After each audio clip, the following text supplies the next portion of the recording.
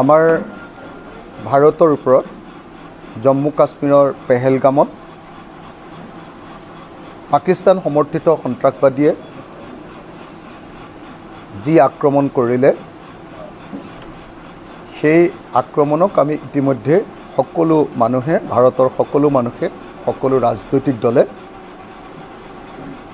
সকলোৱে আমি ইতিমধ্যে গৰিহণা দিছোঁ।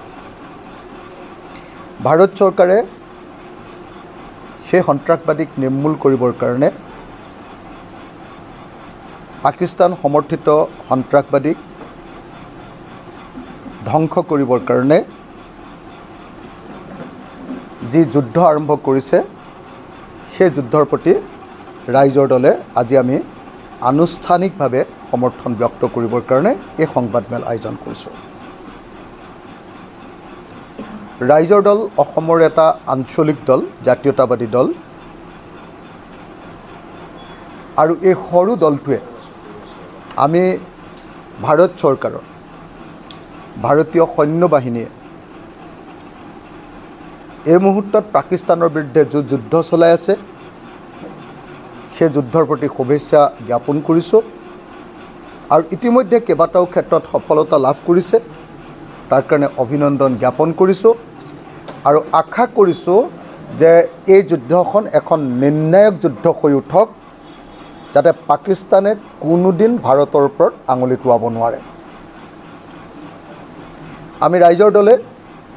সেইকাৰণে আজি শিৱসাগৰৰ পৰা সম্বোধন কৰা এই সংবাদমেলৰ জৰিয়তে ভাৰতীয় সৈন্য বাহিনীৰ প্ৰতি আমাৰ অকুণ্ঠ সমৰ্থন, এই যুদ্ধত আমাৰ অকুণ্ঠ সমৰ্থন ব্যক্ত কৰিছোঁ। এতিয়া কথা হ'ল, পাকিস্তানে বাৰম্বাৰ আমাৰ ওপৰত এনেকুৱা ধৰণৰ আন্তঃৰাষ্ট্ৰীয় সন্ত্ৰাসবাদী নমাই দিছে আৰু এনেকৈ আন্তঃৰাষ্ট্ৰীয় সন্ত্ৰাসবাদী নমাই বাৰম্বাৰ ভাৰতৰ আভ্যন্তৰীণ বিষয়ত তেওঁলোকে হস্তক্ষেপ কৰি আহিছে। সদায় ভাৰতীয় মানুহৰ ওপৰত অত্যাচাৰ কৰি আহিছে। এইবাৰ আমি দেখিবলৈ পাইছোঁ যে পাকিস্তান শক্তিহীন, কিন্তু তেওঁলোকে ভাৰতৰ দুৰ্বল স্থানত, কোনটো দুৰ্বল স্থানত, যে ভাৰতীয় জনতাৰ ওপৰত, যিসকল জনতাই যুদ্ধত কোনো অংশগ্ৰহণ কৰা নাই, সীমান্তত বসবাস কৰা জনতাৰ ওপৰত আক্ৰমণ কৰিছে। ইয়াৰ বিপৰীতে ভাৰতীয় সৈন্য বাহিনীয়ে কিন্তু পাকিস্তানৰ সামৰিক ঘাটিত অথবা ষ্ট্ৰেটেজিক পইণ্টতহে আক্ৰমণ কৰা দেখা গৈছে বা সন্ত্ৰাসবাদীৰ ঘাটিতহে আক্ৰমণ কৰা দেখা গৈছে। এই ঘটনাই প্ৰমাণ কৰে যে পাকিস্তান হতাশ হৈছে। পাকিস্তানে হতাশ হৈ পাকিস্তান চৰকাৰে, পাকিস্তান সৈন্য বাহিনীয়ে আমাৰ সাধাৰণ জনতাৰ ওপৰত আক্ৰমণ কৰিছে আৰু আমি ৰাইজৰ দল, এটা জাতীয় আঞ্চলিক ৰাজনৈতিক দলে আমি দাবী উত্থাপন কৰিছোঁ যাতে পাকিস্তানে আমাৰ সাধাৰণ নাগৰিকৰ ওপৰত এনেকুৱা ধৰণৰ আক্ৰমণ বন্ধ কৰে, তাৰ কাৰণে আমি দাবী উত্থাপন কৰিছোঁ। দ্বিতীয়তে, আমি এই সময়খিনিত দেখিছোঁ যে ৰাষ্ট্ৰসংঘই পাকিস্তানৰ কাৰণে এই মুহূৰ্তত পাকিস্তানৰ কাৰণে $1 বিলিয়ন এটা ঋণ অনুমোদন দিছে। এইটো আমি দুৰ্ভাগ্যজনক বুলি ঘোষণা কৰিছোঁ আৰু এনেকুৱা যুদ্ধৰ সময়ত ৰাষ্ট্ৰসংঘই ভাৰতৰ বৈৰী দেশ পাকিস্তানৰ কাৰণে $1 বিলিয়ন ঋণ অনুমোদন কৰি পাকিস্তানৰ প্ৰতি যি কোমল মনোভাৱ প্ৰদৰ্শন কৰিছে তাক আমি নিন্দা কৰিছোঁ আৰু ৰাষ্ট্ৰসংঘৰ ওচৰত দাবী উত্থাপন কৰিছোঁ যাতে এই যি $1 বিলিয়ন ঋণ, এই $1 বিলিয়ন টকাটো যাতে পাকিস্তানক মুকলি কৰি দিয়া নহয়, তাৰ কাৰণে আমি ৰাষ্ট্ৰসংঘৰ ওচৰত দাবী উত্থাপন কৰিছোঁ। এই মুহূৰ্তত অসমৰ প্ৰত্যেকজন নাগৰিকক আমি বিনম্ৰভাৱে আহ্বান জনাইছোঁ যে কোনো নাগৰিকে যাতে কোনোপধ্যে ভাৰতীয় সৈন্য বাহিনীক বদনাম কৰিব পৰা, ভাৰতীয় সৈন্য বাহিনীৰ মন দুৰ্বল কৰিব পৰা,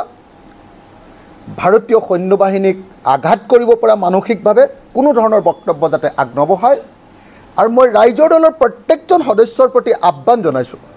অনুৰোধ জনাইছোঁ, নিৰ্দেশ দিছোঁ যাতে ৰাইজৰ দলৰ কোনো সদস্যই কোনো পধ্যে কোনো ক্ষেত্ৰতে ভাৰতীয় সৈন্য বাহিনীৰ বিৰুদ্ধে সামান্যতম শব্দ এটাও যাতে উচ্চাৰণ নকৰে। আমাৰ শত্ৰু ৰাষ্ট্ৰ পাকিস্তান আৰু আমাৰ দেশৰ সাধাৰণ নাগৰিকৰ ওপৰত পৰ্যটকৰ ওপৰত আক্ৰমণ কৰা সন্ত্ৰাসবাদীসকল, পাক সমৰ্থিত সন্ত্ৰাসবাদীসকল, সেই সন্ত্ৰাসবাদীহঁতক নিশেষ কৰাৰ আমাৰ যি ভাৰতৰ যি নিৰ্ণায়ক যুদ্ধ, এই নিৰ্ণায়ক যুদ্ধত আমি প্ৰত্যেকজন মানুহে ভাৰত চৰকাৰ আৰু ভাৰতৰ সৈন্য বাহিনীক সমৰ্থন কৰিব লাগিব। যদিও আপোনালোকে সকলোৱে জানে যে আমি অন্য ক্ষেত্ৰত ভাৰত চৰকাৰখনক সমালোচনা কৰোঁ, অন্য ক্ষেত্ৰত ৰাজনৈতিকভাৱে আমি বিজেপি চৰকাৰখনক সমালোচনা কৰোঁ, বিজেপি চৰকাৰখনক ৰাজনৈতিকভাৱে সদায় আমি বিৰোধ কৰোঁ। কিন্তু যেতিয়া ভাৰত আৰু আন এখন দেশৰ সংঘাতৰ প্ৰশ্ন আহিছে, আমাৰ ৰাষ্ট্ৰীয় নিৰাপত্তাৰ প্ৰশ্ন আহিছে, যেতিয়া আমাৰ দেশৰ মানুহৰ নিৰাপত্তাৰ প্ৰশ্ন আহিছে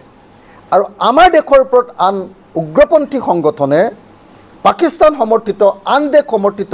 উগ্ৰপন্থী সংগঠনৰ আক্ৰমণৰ প্ৰশ্নটো আহিছে, তেতিয়া নিশ্চিতভাৱে আমি ভাৰত চৰকাৰৰ লগত আছোঁ আৰু সেইকাৰণে যুদ্ধ শেষ নোহোৱা পৰ্যন্ত মই এই ক্ষেত্ৰত ভাৰত আৰু পাকিস্তানৰ যুদ্ধৰ ক্ষেত্ৰত এই স্পেচিফিক এই নিৰ্দিষ্ট বিষয়টোৰ ক্ষেত্ৰত চৰকাৰৰ বিৰুদ্ধে এটাও শব্দ নক'বৰ কাৰণে ৰাইজৰ দলৰ প্ৰত্যেকজন সদস্যক আহ্বান জনাইছোঁ। এই স্পেচিফিক বিষয়টোৰ ওপৰত, এই যুদ্ধৰ ক্ষেত্ৰটোৰ ওপৰত কোনো ধৰণৰ বক্তব্য প্ৰদান নকৰিবৰ কাৰণে যুদ্ধটোৰ বিৰুদ্ধে, মানে ভাৰতীয় সৈন্যৰ অৱস্থান, ভাৰত চৰকাৰৰ অৱস্থান, ভাৰত চৰকাৰৰ যি আক্ৰমণাত্মক আমাৰ এই মুহূৰ্তৰ নীতি, সেইটো আমি সকলো ভাৰতীয়ই আৰু আমাৰ ৰাইজৰ দলৰ প্ৰত্যেকজন নাগৰিকে সমৰ্থন কৰিব লাগে বুলি, প্ৰত্যেকজন সদস্যই সমৰ্থন কৰিব লাগে বুলি আমি আহ্বান জনাইছোঁ। যদি প্ৰয়োজন হয় দুদিনমান আমি অপেক্ষা কৰোঁ, তেতিয়াহ'লে যদি প্ৰয়োজন হয় মই বিধায়ক হিচাপে মোৰ এমাহৰ দৰমহা ভাৰতীয় সৈন্য বাহিনীৰ কাৰণে দিবৰ কাৰণে সাজু হৈ আছোঁ। কিন্তু এই মুহূৰ্তত যেতিয়াই প্ৰয়োজন হয়, আমি ভাবোঁ যে যুদ্ধ দীঘলীয়া হ'ব বুলি যদি যেতিয়াই অনুমান কৰোঁ, তেতিয়াই বিধায়ক হিচাপে মোৰ এমাহৰ দৰমহা ভাৰতীয় সৈন্য বাহিনীৰ কাৰণে আগবঢ়াবলৈ প্ৰস্তুত হৈ আছোঁ। আৰু লগতে আমি স্পষ্টভাৱে এটা কথা ক'ব খুজিছোঁ যে আমাৰ ৰাইজৰ দলৰ যিসকল কৰ্মী আছে, আমাৰ ৰাইজৰ দলৰ যিসকল সদস্য আছে, ইনক্লুডিং মি সভাপতিকে ধৰি যিকোনো সময়তে ভাৰত চৰকাৰ, ভাৰতৰ সৈন্য বাহিনীৰ প্ৰয়োজনত যিকোনো সময়তে আমি যদি যিকোনো কামত সহায় কৰিবলৈ যাব লাগে, সেয়া সামৰিক বিষয়ে হওক, সেয়া অন্যান্য টেকনিকেল বিষয়ে হওক,